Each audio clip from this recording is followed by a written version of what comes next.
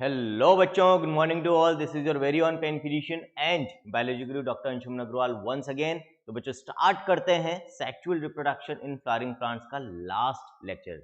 जी हाँ, बिल्कुल आज अपना ये चैप्टर कंप्लीट हो जाएगा बच्चों, और इसके बाद हम नेक्स्ट चैप्टर स्टार्ट करेंगे 12th का, that is human reproduction.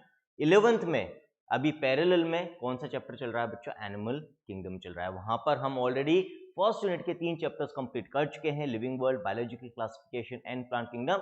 Animal kingdom already start हो चुका है, उसके 2 लेक्चर्स हो चुके हैं जिसमें हम बेसिस ऑफ क्लासिफिकेशन पढ़ चुके हैं। 12th में ऑलरेडी जो रिप्रोडक्शन इन ऑर्गेनिजम्स वाला चैप्टर वो कंप्लीट हो चुका है, और आज sexual reproduction in flowering plants भी कंप्लीट हो जाएगा बच्चों।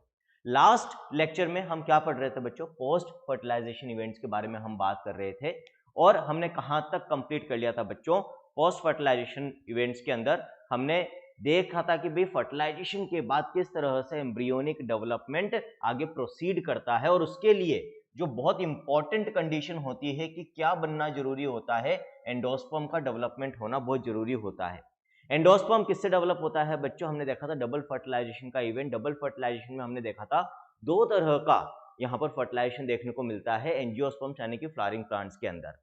पहला, जिसमें जो मेल गेमीट होता है वो एग सेल के साथ फ्यूज होता है, फर्टिलाइज होता है और एक डिप्लॉयड ज़ायगोट बनाता है बच्चों, जिससे अल्टीमेटली एम्ब्रियो बनेगा, है ना। लेकिन जो दूसरा फर्टिलाइजेशन है उसके अंदर क्या होता है? जो मेल गेमीट होता है दैट फर्टिलाइजेज और fuses with the polar nuclei of the central cell. जो ऑलरेडी डिप्लॉयड, मतलब वहां पे या तो आप ऐसे कह सकते हो कि 2 हेप्लॉयड न्यूक्लियाई होते हैं, या एक्चुअली बिफोर फर्टिलाइजेशन वो आपस में पहले फ्यूज कर जाते हैं और एक डिप्लॉयड न्यूक्लियस बना लेते हैं। तो ऑलरेडी एक डिप्लॉयड न्यूक्लियस के साथ मेल गेमीट जो कि हेप्लॉयड है, जब फ्यूज करेगा तो एक ट्रिप्लॉयड न्यूक्लियस और एक ट्रिप्लॉयड सेल बनाता है बच्चों, जिसको हम कहते हैं ट्रिप्लॉयड न्यूक्लियस को प्राइमरी जो है प्राइमरी एंडोस्पर्म न्यूक्लियस उसको हम कहते हैं बच्चों, और प्राइमरी एंडोस्पर्म सेल हम उस सेल को कहेंगे जो कि ट्रिप्लॉयड इन नेचर है, ध्यान रखना, है ना। शॉर्ट में PEN हम उसको कहते हैं, primary endosperm nucleus, primary endosperm cell, जिसके अंदर ये प्राइमरी एंडोस्पर्म न्यूक्लियस यानी कि ट्रिप्लॉयड न्यूक्लियस है बच्चों। आगे बात समझ में। अब ये जो ट्रिप्लॉयड सेल है बच्चों, प्राइमरी एंडोस्पर्म सेल, ये डिवाइड होकर जो टिश्यू बनाती है that is known as what? That is known as endosperm, है ना। देखो यहाँ पे लिखा हुआ है साफ साफ, the primary endosperm cell divides repeatedly and forms a triploid endosperm tissue. अब मैंने क्यों बोला कि इस एंडोस्पर्म का बनना जरूरी है एम्ब्रियोनिक डेवलपमेंट के लिए? क्योंकि ये वो टिश्यू है जो अपने अंदर फूड को रिजर्व करके स्टोर करके रखता है और डेवलपिंग एम्ब्रियो को प्रोवाइड करता है बच्चों। तो जब तक इसका डेवलपमेंट चालू नहीं होगा, जो एम्ब्रियो है उसका डेवलपमेंट स्टार्ट नहीं हो सकता। इसीलिए बच्चों सभी फ्लावरिंग प्लांट्स के अंदर पहले एंडोस्पर्म का डेवलपमेंट चालू होता है, उसी के बाद एम्ब्रियोनिक डेवलपमेंट स्टार्ट होता है। और इसीलिए पोस्ट फर्टिलाइजेशन इवेंट्स में हमने लास्ट लेक्चर में सबसे पहले जो स्ट्रक्चर पढ़ा था दैट वाज एंडोस्पर्म। अब जो हमें स्ट्रक्चर पढ़ना है बच्चों आज, या जो स्ट्रक्चर्स हमें आज पढ़ने हैं, उसमें है एम्ब्रियो, सीड, और फिर लास्ट में इस चैप्टर को हम टर्मिनेट कर देंगे बच्चों, वाइंड अप कर देंगे। एम्ब्रियो में मैंने आपको लास्ट लेक्चर में बोला था कि भाई आज के लेक्चर में आने के पहले थोड़ा सा आप मोनोकोट्स डाइकोट्स के बारे में पढ़कर आए, है ना, उनके एम्ब्रियो के स्ट्रक्चर के बारे में थोड़ा सा पढ़ के आए तो ठीक रहेगा, आपको लेक्चर को समझने में आसानी होगी।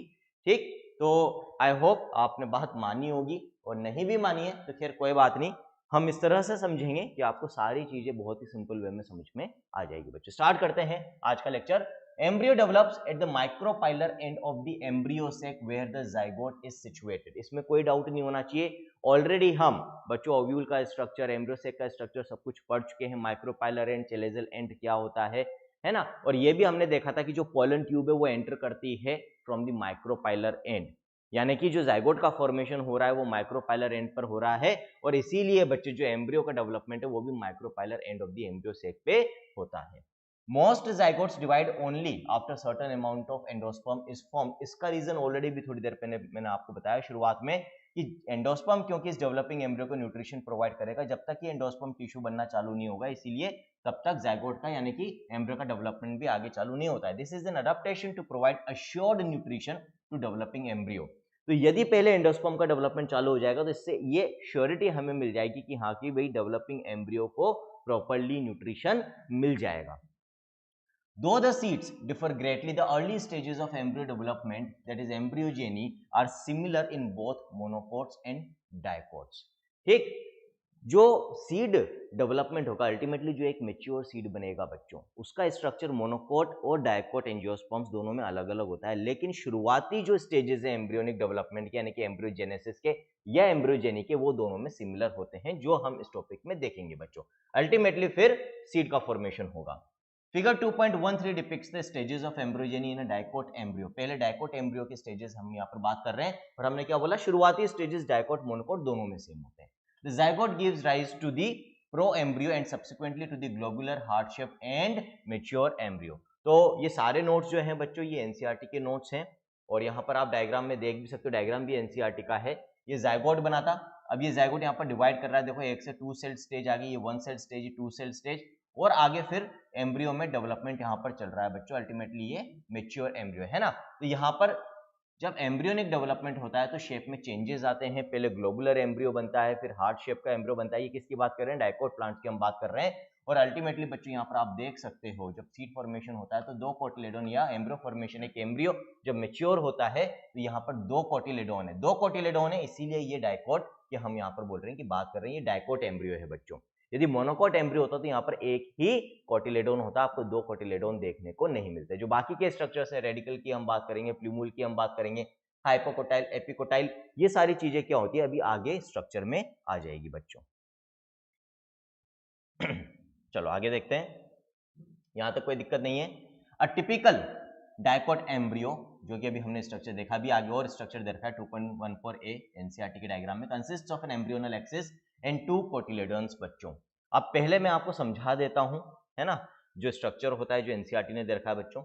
यहाँ पर ये स्ट्रक्चर जो है ये डायकोट एम्ब्रियो का है बच्चों, और ये वाला जो है ये मोनोकोट एम्ब्रियो का है, जिसमें ग्रास का एग्जांपल आपको दिया है, ध्यान रखना। तो एक तो आइडेंटिफिकेशन बहुत क्लियर होनी चाहिए, आपको देखने पहचानने में आना चाहिए कौन सा डायकोट का है कौन सा मोनोकोट का है। कैसे पहचानोगे बच्चों, ये जो है दीज आर द 2 कोटिलेडोन्स, तो क्योंकि यहाँ पर 2 कोटिलेडोन्स हैं तो ये डायकोट एम्ब्रियो का स्ट्रक्चर है। यहाँ पर बच्चों कोटिलेडोन कौन सा है, देखो आपको जो लेबलिंग है उसमें कहीं कोटिलेडोन लिखा हुआ नहीं मिल रहा है, लेकिन एक्चुअली जो मोनोकोट्स का कोटिलेडोन होता है बच्चों वो रिलेटिवली फ्लैशी होता है, स्वॉलन होता है, और उसको हम स्क्यूटुलम कहते हैं। तो यहाँ पर ये जो एक सिंगल स्ट्रक्चर आपको देखने को मिल रहा है, this single structure is the cotyledon of the monocot embryo, है ना। तो यहाँ पर एक ही कोटिलेडोन है, तो ये मोनोकोट एम्ब्रियो का स्ट्रक्चर, यहाँ पर 2 कोटिलेडोन्स हैं बच्चों, तो ये डायकोट एम्ब्रियो का स्ट्रक्चर। अब आपके दिमाग में आ रहा होगा सर कोटिलेडोन्स होते क्या है।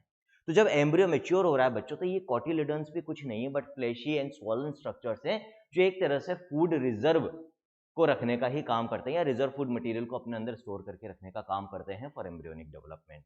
आगे बात समझ में, नथिंग एल्स। तो सिंपल वे में आप याद रख सकते हो, एक तरह से food storing structures of embryo और सीड आर कॉल्ड एज कोटिलेडोन्स। यदि 2 हैं तो डायकोट, एक है तो मोनोकोट, सिंपल, ठीक है।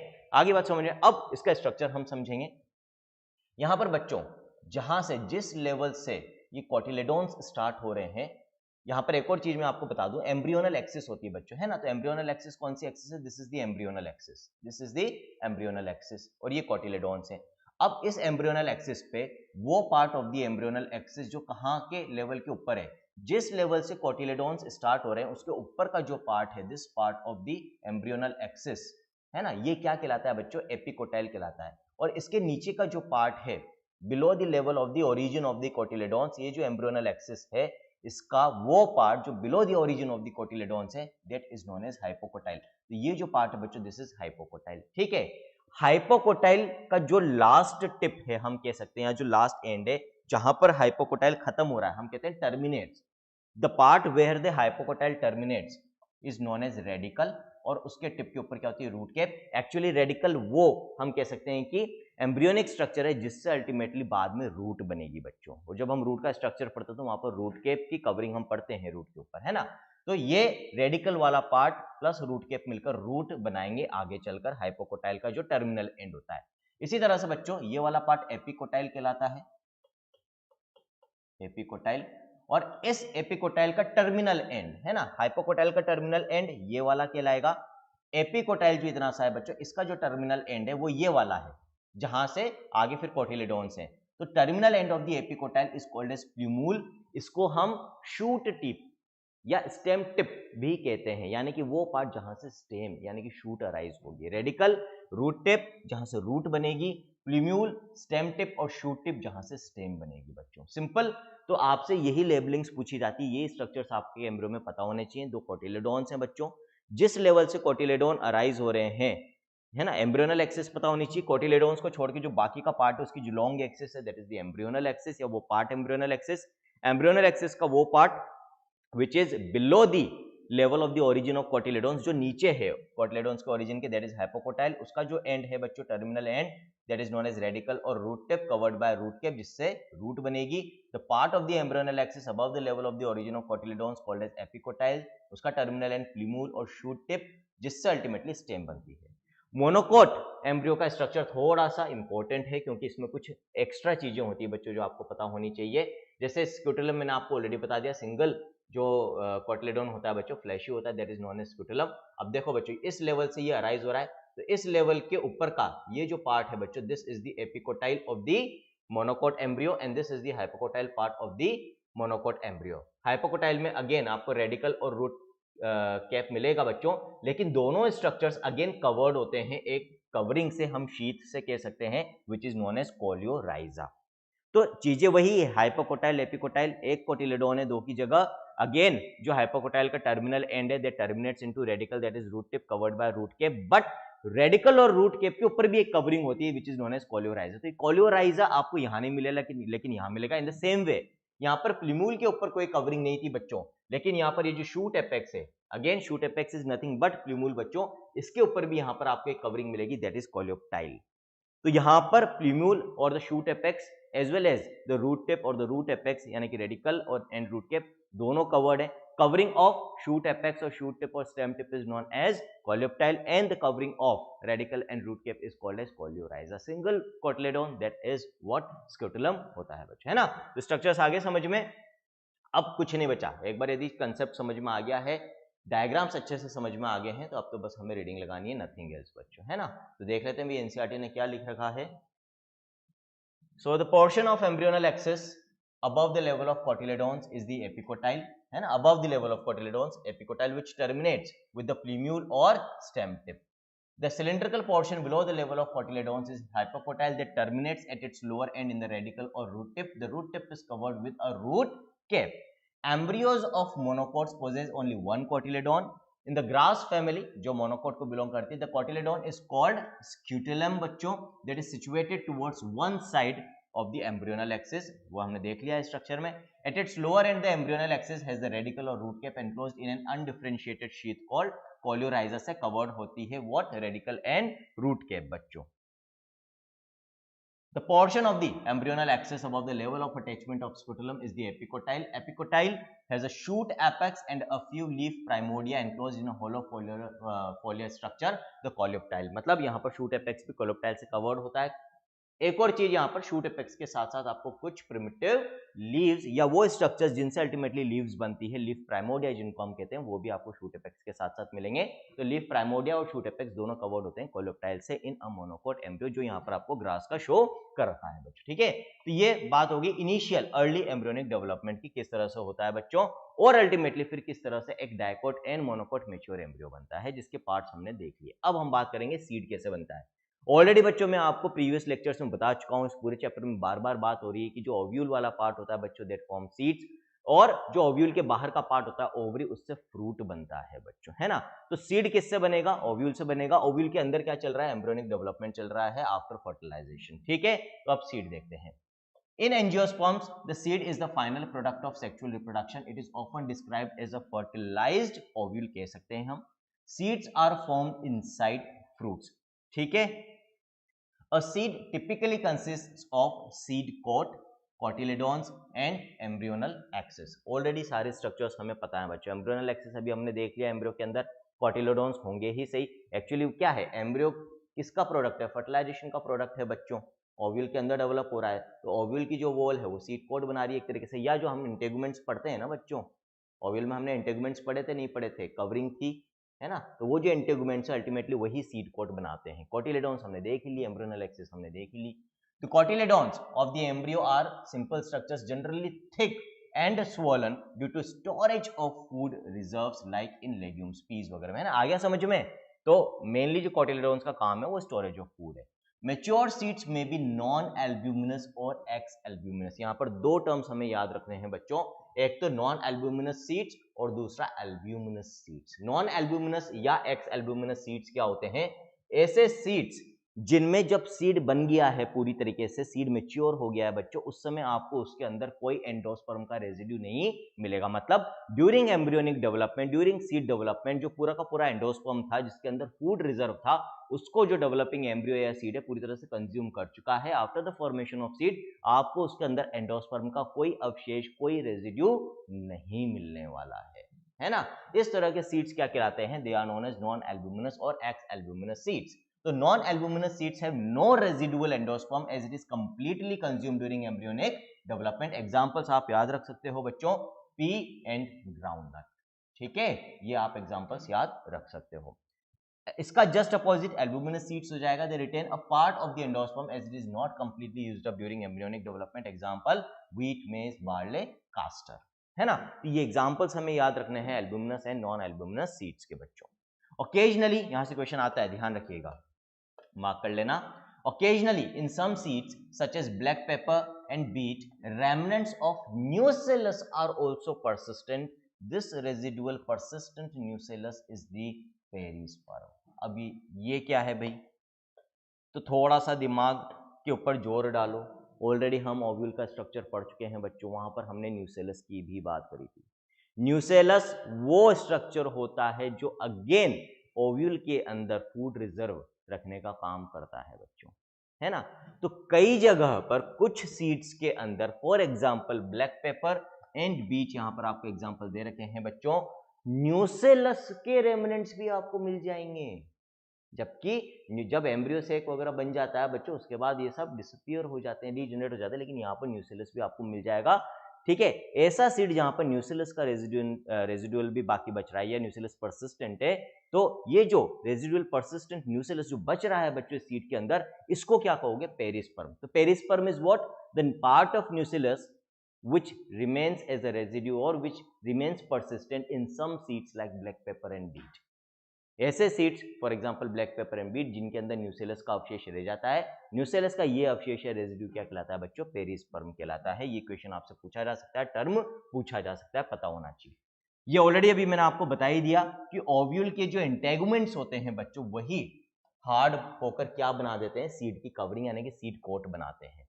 The micropyle remains as a small pore in the seed coat. हमने देखा था बच्चों ओव्यूल के स्ट्रक्चर में इंटेगुमेंट्स एक एंड पर आपस में नहीं मिले हुए होते हैं, वहां पर छोटी सी ओपनिंग होती है जिसको माइक्रोपाइलर ओपनिंग हम कहते हैं बच्चों। माइक्रोपाइलर एंड पर ये जो माइक्रोपाइलर ओपनिंग या माइक्रोपाइल होता है बच्चों, ये सीड के अंदर भी प्रेजेंट होगा, छोटा सा छेद। आप ध्यान से देखना, जब देखोगे सीड्स को, वहां पर आपको एक स्मॉल पोर मिलेगा। इस पोर की क्या सिग्निफिकेंस है? It helps in the entry or facilitates in the entry of oxygen and water into the seed during germination. जब सीड जर्मिनेट करेगा तो उस वक्त उसको क्या चाहिए बच्चों? पानी भी चाहिए, हवा भी चाहिए, ऑक्सीजन भी चाहिए। उनकी एंट्री के लिए कोई ना कोई एंट्री पॉइंट होना चाहिए, पोर होना चाहिए, छेद होना चाहिए। वो छेद प्रेजेंट होता है in the form of micropyle बच्चों, at the micropylar end. As the seed matures, its water content is reduced and seeds become relatively dry. 10 to 15% moisture by mass रह जाता है बच्चों, है ना। तो जैसे जैसे सीड मैच्योर होता है वो ड्राई होता जाता है बच्चों। क्या फायदा है देखो इस चीज का? The general metabolic activity of the embryo slows down. Metabolic activity भी कम हो जाएगी, यानी कि एनर्जी कंजम्पशन कम हो रहा है बच्चों। द एम्ब्रियो अपना जो रिजर्व फूड है वो कम से कम यूज कर रहा है। क्यों? द एम्ब्रियो में enter a state of inactivity called dormancy. तो ऐसा क्या हो रहा है यहाँ पर? जब मेटाबॉलिक एक्टिविटी बिल्कुल स्लो डाउन कर जाती है, उस वक्त फिर ये सीड हो सकता है कि डोरमेंट फेज में चला जाए। डोरमेंट फेज का मतलब कोई मेटाबॉलिक एक्टिविटी हम कह सकते हैं क्या, या ऑलमोस्ट कोई मेटाबॉलिक एक्टिविटी उस समय नहीं हो रही है। और if favourable conditions are available, adequate moisture, oxygen and suitable temperature, they germinate. तो इसका मतलब ये जो कैरेक्टर, इसकी सिग्निफिकेंस क्या है कि सीड डोरमेंट फेज में जा सकते हैं। कब? जब आसपास अनफेवरेबल सिचुएशन है, जर्मिनेशन के लायक फेवरेबल कंडीशन नहीं है। अब यदि उस वक्त भी उनकी मेटाबॉलिक एक्टिविटी फास्ट जैसे नॉर्मली चलती रहे, फूड रिजर्व कंज्यूम करते रहेंगे, वो तो क्या होगा? एक बार यदि पूरा फूड रिजर्व खत्म हो गया तो फिर सीड सर्वाइव नहीं कर पाएगा। और उस वक्त भी यदि फेवरेबल कंडीशंस नहीं आई तो फिर वो जर्मिनेट नहीं कर पाएगा, खराब हो जाएगा, खत्म हो जाएगा। लेकिन यदि वो डोरमेंट फेज में चला जाएगा तो अब ऑलमोस्ट नील या मिनिमम लेवल पर मेटाबॉलिक एक्टिविटी चली गई है, इनएक्टिव फेज में वो चला गया, डोरमेंट फेज में वो चला गया है, अब अपना फूड रिजर्व वो कंज्यूम नहीं कर रहा है बच्चों। तो जब तक फेवरेबल कंडीशन नहीं आएगी वो डोरमेंट फेज में रह सकता है, सर्वाइव कर सकता है, ताकि फिर जब फेवरेबल कंडीशन आए तो वो वापस अपनी मेटाबॉलिक एक्टिविटी को बढ़ाकर जर्मिनेट हो सके बच्चों। तो ये डोरमेंसी का फायदा है कि ये सर्वाइव करने में मदद करता है अनफेवरेबल कंडीशंस को।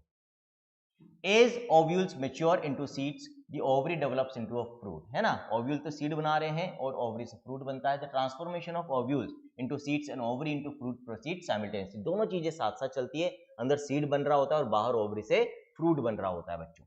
The wall of the ovary develops into the wall of fruit called pericarp।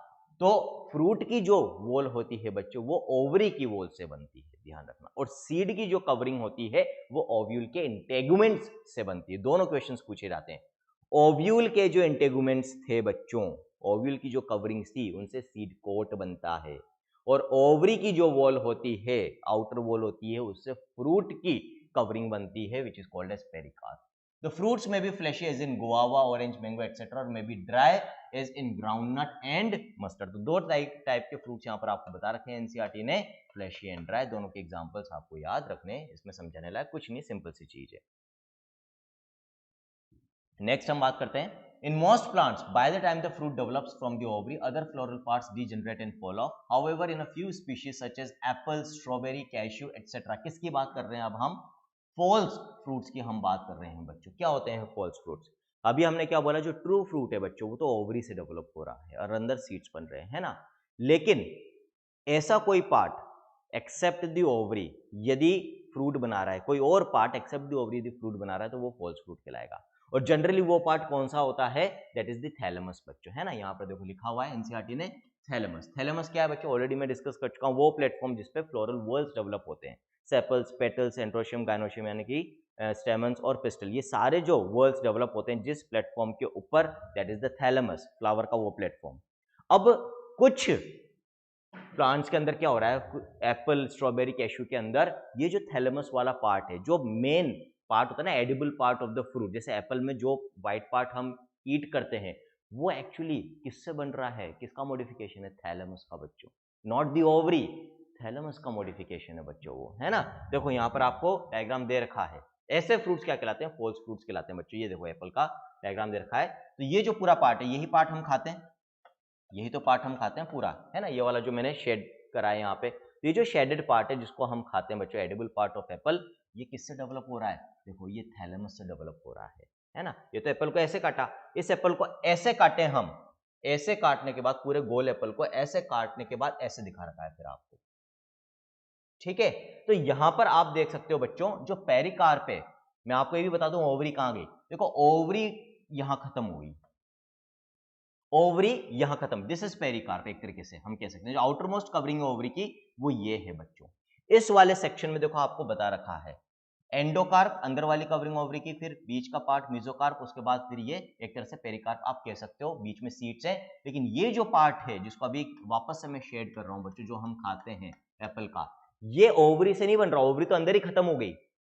Seed को सराउंड करने वाला जो हार्ड पार्ट होता है एप्पल में, दैट इज ओवरी पार्ट। एक तरीके से ओवरी का मॉडिफिकेशन तो वो है, या मॉडिफाइड ओवरी तो वो है। यहां पर ये जो पार्ट है बच्चों जो शेडेड है, जो हम खाते हैं एप्पल में, दैट इज थैलेमस। तो ऐसा फ्रूट जहां पर फ्रूट का जो मेन एडिबल पार्ट है वो किससे बन रहा है?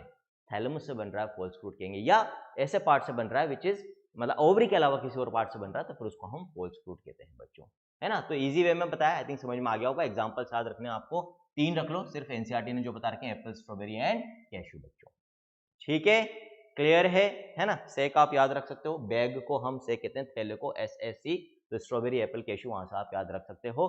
थैलेमस यहाँ पर फ्रूट फॉर्मेशन में कंट्रीब्यूट कर रहा है बच्चों, such fruits are called false fruits. Significant contribution है थैलेमस का यहाँ पर फ्रूट फॉर्मेशन में। Most fruits however develop only from the ovary and are called true fruits. Ovary से डेवलप हो रहा है तो ट्रू फ्रूट कहलाएगा बच्चों।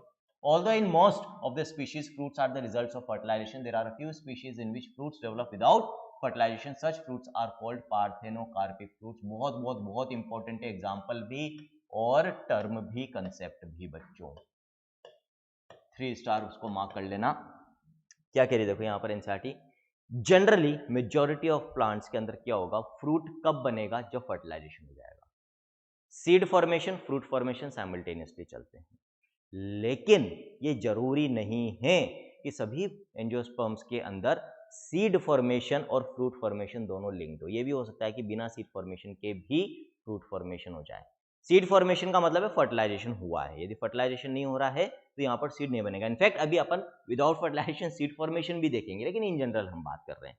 तो in general after fertilisation fruit formation होता है, लेकिन कुछ प्लांट्स ऐसे भी हैं जहां पर फर्टिलाइजेशन नहीं हुआ है, ठीक है, यदि फर्टिलाइजेशन नहीं हुआ तो सीड नहीं बनेगा, ठीक है, तो सीड नहीं है लेकिन फिर भी फ्रूट बन रहा है। तो ऐसे जो फ्रूट्स हैं जो विदाउट फर्टिलाइजेशन बन रहे हैं, यहाँ पर सीड फॉर्मेशन नहीं हो रही, मतलब एक तरह से कैसे होंगे, सीडलेस फ्रूट्स होंगे बच्चों, उनको हम क्या कहते हैं, पार्थेनोकार्पिक फ्रूट्स। आगे बात समझ में है ना। नेचुरली बनाने में आपको इस तरह का एग्जांपल देखने को मिलता है। पार्थेनोकार्पी हम चाहें तो खुद भी इंड्यूस कर सकते हैं by the application of hormones like growth hormones, और ऐसे फ्रूट सीडलेस फ्रूट्स होते हैं बच्चों, ठीक है। तो जानबूझकर बनाए भी जा रहे हैं आजकल, आदमी इतना आलसी हो गया है कि भाई बीज कौन हटाएगा फ्रूट खाते वक्त, तो सीडलेस फ्रूट्स इंटेंशनली इंड्यूस किए जा रहे हैं, पार्थेनोकार्पी इंटेंशनली इंड्यूस की जा रही है बच्चों, ताकि सीडलेस फ्रूट्स को डेवलप किया जा सके। आगे बात समझ में क्लियर है। चलो भाई, तो ऊपर तो आपको इस डायग्राम में तो कुछ सीड्स के इंटरनल स्ट्रक्चर बता रखे हैं, वही सारे पार्ट्स आपको मिलेंगे जो अभी हमने डिस्कस करे थे बच्चों। एम्ब्रियोनल एक्सिस आपको मिलेगा, है ना, एपिकोटाइल, हाइपोकोटाइल, एपिकोटाइल पे प्लूम्यूल या शूट टिप आपको मिलेगा, हाइपोकोटाइल पे रेडिकल या रूट टिप मिलेगा। यदि मोनोकोट है तो प्लूम्यूल और shoot tip covered with coleoptile and radicle और root tip covered with coleorhiza मिलेगा। Scutellum is the fleshy single cotyledon of the monocot. अब यहाँ पर ऐसा सीड आपको बता रखा है जिसमें देखो एंडोस्पर्म परसिस्टेंट है ना, तो इसका मतलब ये कैसा हो गया, एल्बुमिनस सीड हो गया। यदि एंडोस्पर्म नहीं होगा तो नॉन एल्बुमिनस सीड हो जाएगा बच्चों, ठीक। आगे बात समझ में, चलो now seeds offer several advantages to angiosperm. अब सीड फॉर्मेशन के एडवांटेजेस क्या है, क्या फायदे हैं, वो आपको आगे वाले पॉइंट्स में बता रखे हैं कुछ फायदे। पहला, firstly since reproductive processes such as pollination and fertilization are independent of water, seed formation is more dependable।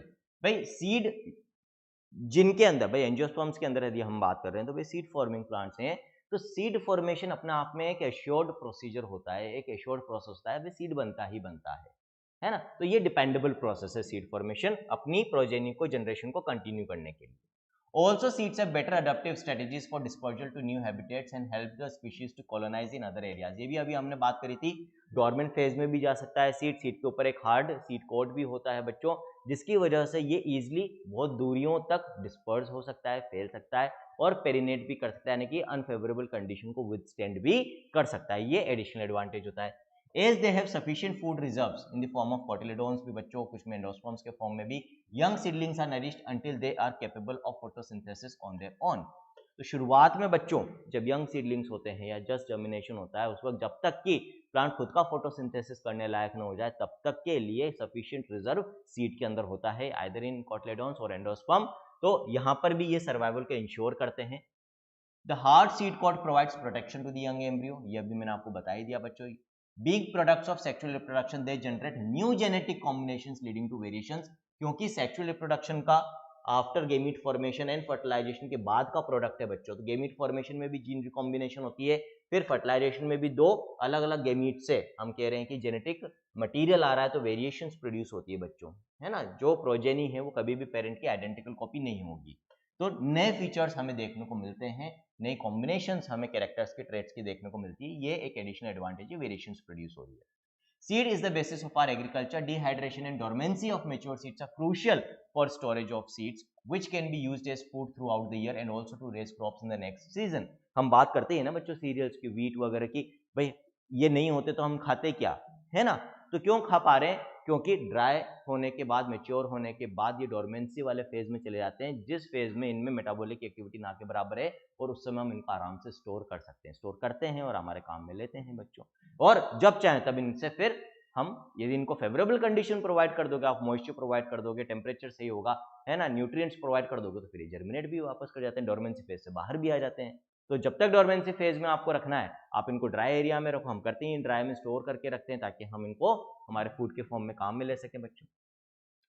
Now ये जो बात है यहाँ पर कि how long do the seeds remain alive after they are dispersed, कब तक वो अलाइव रह सकते हैं। देखो डोरमेंसी का मतलब ये नहीं है कि खत्म हो गया है, डोरमेंसी के वक्त है तो अलाइव, तो अलाइव कब तक रह सकते हैं उस पर डिपेंड करेगा कि हम कब तक उनको जर्मिनेशन के लिए काम में ले सकते हैं। This period again varies greatly, तो ये जो पीरियड है बच्चों वायबिलिटी का सीड्स का, ये अलग अलग होता है। जैसे पोलन ग्रेन्स में हमने वायबिलिटी का पीरियड देखा था, वैसे ही इनका भी पीरियड वेरिएबल होगा। तो in a few species the seeds lose viability within a few months, कुछ में तो कुछ महीने तक ही सर्वाइव कर पाते हैं, उसके बाद पूरी तरह से रिजर्व मटेरियल खत्म, सीड भी खत्म।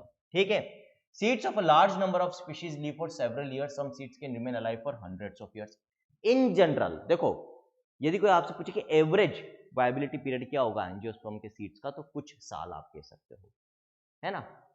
कम नंबर किस में है, कुछ महीने सर्वाइव करने वाले जो प्लांट्स हैं वो भी एग्जांपल्स ऐसे कम हैं, और बहुत ज्यादा सालों तक 100 सालों या उनसे ज्यादा तक भी सर्वाइव करने वाले एग्जांपल्स भी कम है। Majority of the seeds of the angiosperms कुछ सालों तक सर्वाइव करते हैं, वायबल रहते हैं बच्चों। अब यहाँ पर कुछ एक्सेप्शंस आपको दे रखे हैं बहुत लंबे समय तक वायबल रहने वाले सीड्स के। There are several records of very old yet viable seeds. The oldest is that of a lupine, क्या एग्जांपल है, ल्यूपिनस आर्क्टिकस बच्चों, एक्सकेवेटेड फ्रॉम आर्कटिक टुंड्रा से हमें इसका सीड मिला। The seed germinated and flowered after an estimated record of 10,000 years of dormancy, मतलब 10,000 साल तक आर्कटिक टुंड्रा में बहुत ठंड रहती है बच्चों, वहां पर डोरमेंट पड़ा रहा, खत्म नहीं हुआ, लेकिन डेड नहीं हुआ है बच्चों, अलाइव था। डोरमेंसी फेज का मतलब कभी भी डेड नहीं होना है ना, एक तरह से सस्पेंडेड एक्टिविटी का फेज है, एक्टिविटी सस्पेंड कर दी है बट अलाइव है बच्चों।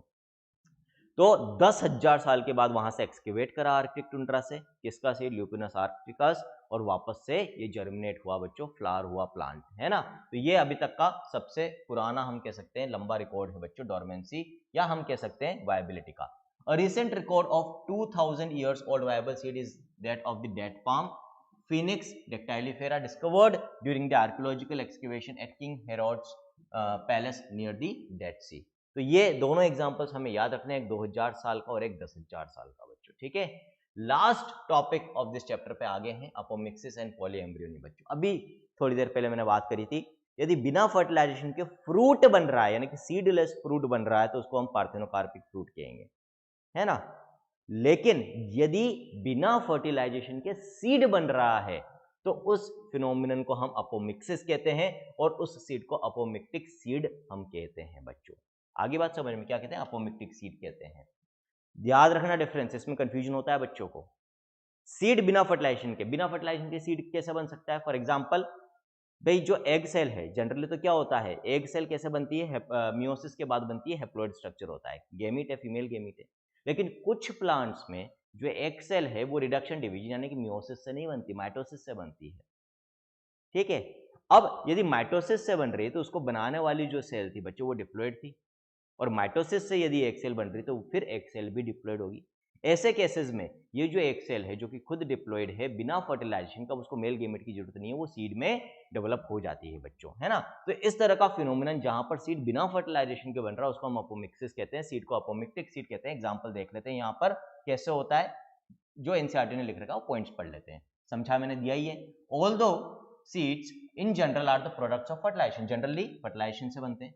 A few flowering plants such as some species of Asteraceae and grasses, तो एग्जांपल्स आपको दे रखें ग्रासेस के अंदर, कुछ स्पीशीज ऑफ ग्रासेस के अंदर, एंड कुछ स्पीशीज लाइक Asteraceae की हम बात कर रहे हैं, have evolved a special mechanism to produce seeds without fertilization। ये प्रोसेस कहलाता है बच्चों apomixis. Thus apomixis is a form of asexual reproduction that mimics sexual reproduction, क्योंकि यहाँ पर फर्टिलाइजेशन नहीं हो रहा है, हैप्लॉइड गेमेट्स नहीं बन रहे, तो ये सेक्सुअल रिप्रोडक्शन में नहीं आएगा, ये असेक्सुअल रिप्रोडक्शन के अंदर आएगा बच्चों। There are several ways of development of apomictic seeds, एक एग्जांपल आपको दे रखा है जैसे भी मैंने आपको बताया, in some species the diploid egg cell female gamete जो हैप्लॉइड बनता है नॉर्मली डिप्लॉइड बन रहा है, कैसे बन रहा है, is formed without reduction division and develops into the embryo without fertilisation. आया नहीं आया समझ में, क्लियर है बच्चों, है ना। तो फीमेल गेमीट को बनाने वाली जो सेल है जो डिप्लॉयड होती है बच्चों, जिसमें मियोसिस से अल्टीमेटली एक सेल बनेगा, उसमें मियोसिस न होकर माइटोसिस हो रहा है और उससे एक सेल बन रही है. More often as in many citrus and mango varieties, some of the nucellar cells surrounding the embryo sac start dividing, protrude into the embryo sac and develop into the embryos. अब यहाँ पर ये तो apomixis यहाँ खत्म हो गया है ना, अपोमिक्सिस तो यहाँ खत्म हो गया है अपना. This is apomixis. यदि बोर्ड्स में भी लिखना हो तो यहाँ तक ये पॉइंट्स आपको लिखने हैं बच्चों. इसके बाद अब यहाँ से जो टॉपिक आपको बताया है, ये टॉपिक आपको बताया पॉली एम्ब्रियोनी का, और आगे वापस अपोमिक्सिस के फायदे आपको बताएं. पॉली एम्ब्रियोनी क्या होती है बच्चों, ये वाला पॉइंट है पॉली एम्ब्रियोनी का. पॉली एम्ब्रियोनी का मतलब हो रहा है जो ओव्यूल है या जो सीड है बच्चों, उसके अंदर एक से ज्यादा एम्ब्रियो डेवलप हो रहे हैं. और ऐसा कुछ प्लांट्स के अंदर लाइक सिट्रस और मैंगो के अंदर देखने को मिलता है. यहाँ पर होता क्या है बच्चों, जो न्यूसेलर कंपोनेंट है, ओव्यूल में न्यूसेलस हमने पढ़ा था बच्चों, जो रिजर्व फूड मटेरियल को स्टोर करके रखता है, तो उनके अंदर न्यूसेलर सेल्स डिवाइड होकर किसके अंदर प्रोट्रूड कर जाती है बच्चों, जो एम्ब्रियो सेक होता है उसके अंदर प्रोट्रूड कर जाती है ना. साफ साफ लिखा हुआ है, some of the nucellar cells surrounding the embryo sac के आसपास होता है ये न्यूसेलस. ओव्यूल में बच्चों डेवलपिंग एम्ब्रियो सेक को न्यूट्रिशन प्रोवाइड करने का काम करता है. उसकी सेल्स डिवाइड करके प्रोट्रूड करती है एम्ब्रियो सेक के अंदर and develop into the embryos. Diploid cell से डायरेक्टली एम्ब्रियो में डेवलप कर जाती है. In such species each ovule contains many embryos. हर सीड में कई एम्ब्रियोज या ओव्यूल में कई एम्ब्रियोज मिलेंगे. Occurrence of more than one embryo in a seed, क्योंकि ओव्यूल ही सीड बना रहा है. ओव्यूल के अंदर न्यूसेलस की सेल्स चली गई और एम्ब्रियो बना रही है एक से ज्यादा, कई एम्ब्रियोज बना रही है क्योंकि कई सेल्स गई है, प्रोट्रूड कर गई है, इन्वेजिनेट कर गई है, अंदर घुस गई है बच्चों. तो एक ही सीड के या एक ही ओव्यूल के अंदर जब एक से ज्यादा एम्ब्रियो डेवलप होते हैं, this phenomenon is known as polyembryony. तो इन टर्म्स में कंफ्यूज बिल्कुल नहीं होना है बच्चों. Seed without fertilisation apomixis, fruit without fertilisation parthenocarpic fruit, और एक से ज्यादा एम्ब्रियो इनसाइड सीड और ओव्यूल पॉली एम्ब्रियोनी कहलाएगा. अब यहां पर अपोमिक्सिस की सिग्निफिकेंस आपको बताइए इन पॉइंट्स के अंदर बच्चों. पहले समझ लो, समझा देता हूं मैं. देखो अपोमिक्सिस में क्या हो रहा है कि सीड जो बन रहा है वो विदाउट, हम कह सकते हैं कि विदाउट फर्टिलाइजेशन, यानी कि सेक्सुअल रिप्रोडक्शन है ही नहीं, असेक्सुअल रिप्रोडक्शन है बच्चों एक तरीके से. कोई गेमिट फॉर्मेशन मतलब हेप्लॉइड गेमिट्स नहीं बन रहे हैं, उनमें कोई फर्टिलाइजेशन नहीं हो रहा है, तो कोई जीन रिकॉम्बिनेशन या वेरिएशंस नहीं है. तो अपोमिक्टिक सीड्स का क्या फायदा है, जब हम हाइब्रिड्स डेवलप करते हैं, हाइब्रिड्स में क्या होता है, हम जो फेवरेबल या सुटेबल कैरेक्टर्स है, डिजायर्ड कैरेक्टर्स वाले प्लांट्स होते हैं बच्चों, उनके हाइब्रिड सीड्स हम बनाते हैं. बना लिया हमने हाइब्रिड सीड, अब उसको हम उगाते हैं बच्चों. अब जब उसको उगाओगे एक नया प्लांट बनेगा, उस प्लांट से अगेन जब सेक्सुअल रिप्रोडक्शन होगा तो मेल और फीमेल गेमिट बनेंगे, और क्योंकि वो मियोसिस से बन रहे हैं, वापस से फर्टिलाइजेशन होगा, तो कैरेक्टर जो है वो सेग्रीगेट कर जाते हैं बच्चों, है ना. हमें नहीं पता कौन सा कैरेक्टर किस गेमिट के अंदर गया है. अब उससे जो फिर अगली जनरेशन ऑफ प्लांट्स बनेगी, जरूरी नहीं है कि उनके अंदर एग्जैक्टली वही जो सीड्स हमें मिलेंगे अब इस जनरेशन से, जिनसे हम अगली बार के प्लांट उगाएंगे, जरूरी नहीं है कि ये सीड्स एग्जैक्टली वही हाइब्रिड सीड्स हों जैसे हमने फर्स्ट जनरेशन में उगाए थे बच्चों, क्योंकि अब कैरेक्टर्स हो सकता है सेग्रीगेट हो गए होंगे, हम कह सकते हैं डिस्ट्रीब्यूट हो गए होंगे रैंडमली. हम नहीं प्रेडिक्ट कर सकते कि किस सीड में कौन कौन से कैरेक्टर आए होंगे, इससे कौन सा पौधा उगेगा. अल्टीमेटली वो सारे कैरेक्टर्स जो हम चाहते थे वो अब इस पौधे में आएंगे या नहीं आएंगे. इस चीज को अवॉइड कर सकते हैं with the help of apomictic seeds. जो हमने हाइब्रिड सीड बनाए, यदि वो अपोमिक्सिस के प्रोसेस से बनाए तो फिर क्या होगा बच्चों, और हर जनरेशन में यदि अपोमिक्टिक सीड बन रहे हैं, जो हाइब्रिड प्लांट है उसमें यदि अपोमिक्टिक सीड बन रहे हैं बच्चों, तो क्या होगा, असेक्सुअल फॉर्म में एक तरह से रिप्रोडक्शन का कोई वेरिएशन नहीं हो रहा है, कोई जीन रिकॉम्बिनेशन नहीं हो रहा है. तो हर हाइब्रिड जनरेशन के अंदर, हर एक के बाद एक जो प्लांट जनरेशन आएगी, वहां से जो सीड्स मिलेंगे वो हमें बिल्कुल एग्जैक्टली शुरुआत में जो हमने हाइब्रिड सीड्स काम में लिए थे वैसे मिलेंगे. तो हाइब्रिड प्लांट्स में अपोमिक्सिस यदि हम इंड्यूस कर पाए तो ये हमारे लिए बहुत बेनिफिशियल होगा बच्चों, है ना. यही चीज आपको यहाँ पर बता रखी है. Hybrid varieties of several of our food and vegetable crops are being extensively cultivated. Cultivation of hybrids has tremendously increased productivity, क्योंकि डिजायर्ड अच्छे कैरेक्टर्स होते हैं इनके अंदर. One of the problems of hybrids is that hybrid seeds have to be produced every year. Produce करने पड़ते हैं हमें, कारण यदि हम नेचुरली जो हमें हाइब्रिड प्लांट से सीड्स मिल रहे हैं उनको यूज करेंगे तो उनके अंदर सेग्रीगेटेड कैरेक्टर्स होते हैं, वो काम के नहीं होते. If the seeds collected from the hybrids are sown, the plants in the progeny will segregate and do not maintain hybrid characters.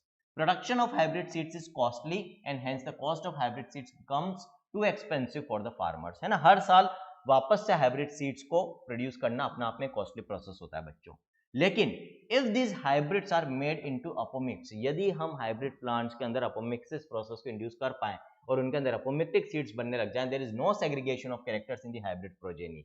Then the farmers can keep on using the hybrid. हर generation में हर बार जो उनकी फसल होगी उससे जो seeds उनको मिल रहे हैं, यदि वो अपोमिक्टिक सीड्स हैं तो उनके अंदर कैरेक्टर्स प्रिजर्व रहेंगे, कंजर्व रहेंगे बच्चों, और इन सीड्स को, वो हाइब्रिड सीड्स को हर जनरेशन के बाद जनरेशन हर बार यूज कर सकते हैं। तो खर्चा बच जाएगा, मेहनत बच जाएगी। Because of the importance of apomixis in hybrid seed industry, active research is going on in many laboratories around the world to understand the genetics of apomixis and to transfer apomictic genes into hybrid varieties. तो यदि हम genetic engineering biotechnology में हम पढ़ते हैं बच्चों, अभी research चल रही है, हमें यदि ये पता चल रहा है कि भाई ऐसे कौन से जीन्स हैं जिनकी वजह से अपोमिक्सिस का प्रोसेस देखने को मिलता है, यदि उन जीन्स को हम इंटेंशनली हमारे हाइब्रिड प्लांट्स में यानी कि सुपीरियर प्लांट्स के अंदर यदि हम इनकॉर्पोरेट कर दें तो उनके अंदर ये जो सुपीरियर क्वालिटी वाले सीड्स हैं अपोमिक्टिक सीड्स के फॉर्म में बनेंगे, कैरेक्टर्स उनके अंदर प्रिजर्व रहेंगे, कंजर्व रहेंगे, जिनको हर साल हम बार बार या हर फसल में बार बार यूज कर सकते हैं बच्चों। This is the significance and advantage of apomixis, और इसीलिए इसके ऊपर इतनी ज्यादा रिसर्च भी चल रही है बच्चों। तो आई होप आपको पूरा चैप्टर अच्छे से समझ में आया होगा बच्चों। बहुत जल्दी आप लोगों के लिए एक बहुत बड़ा सरप्राइज लाने वाले हैं, तो stay connected with us, do subscribe the channel. This is all in this lecture from your friend mentor and motivated doctor Anshuman, signing off. Thank you.